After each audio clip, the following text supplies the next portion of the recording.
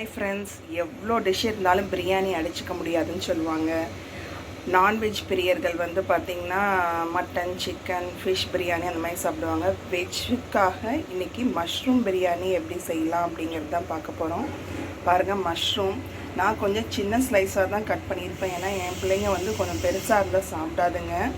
வெங்காயம், தக்காளி, ஒரே ஒரு பச்சை மிளகாய், லெமன், புதினா, கொத்தமல்லி, அவ்வளோதான். ரொம்ப சிம்பிள். வெஜிடபிள் பிரியாணினா நிறையா வெஜிடபிள்ஸ் எல்லாம் வெரைட்டியாக கட் பண்ணணும்.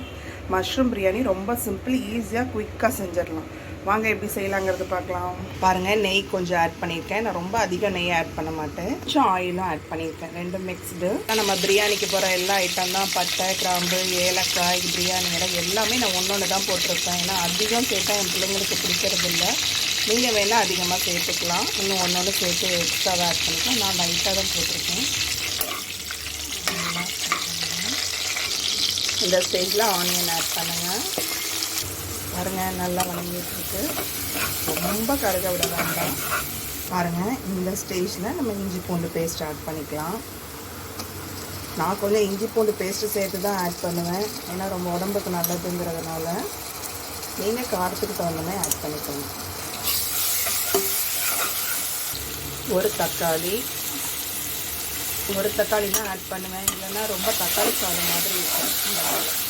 ஒரு பச்சை மிளகாய்.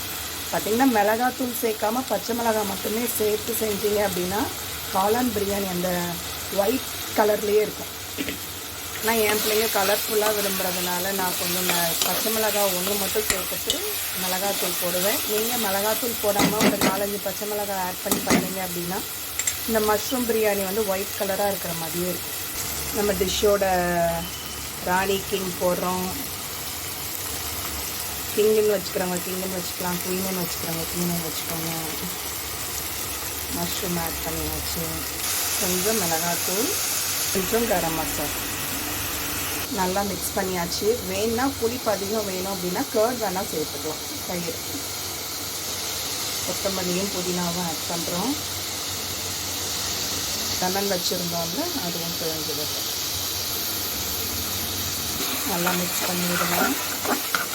பாருங்கள், நல்லா வணங்கிடுச்சு. இந்த ஸ்டேஜில் நம்ம ரைஸ் ஆட் பண்ணுறோம். நான் பாஸ்மதி ரைஸ் யூஸ் பண்ணுவேன். நீங்கள் அவங்கவுங்க வீட்டில் பிரியாணிக்கு என்ன யூஸ் பண்ணுவீங்களோ அதை ஆட் பண்ணிக்கோங்க.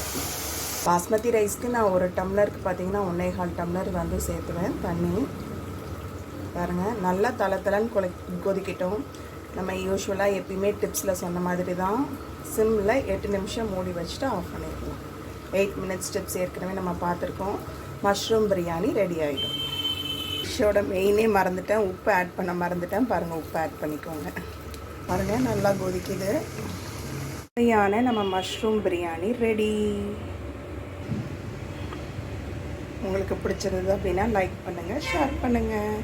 தேங்க்யூ, பாய்.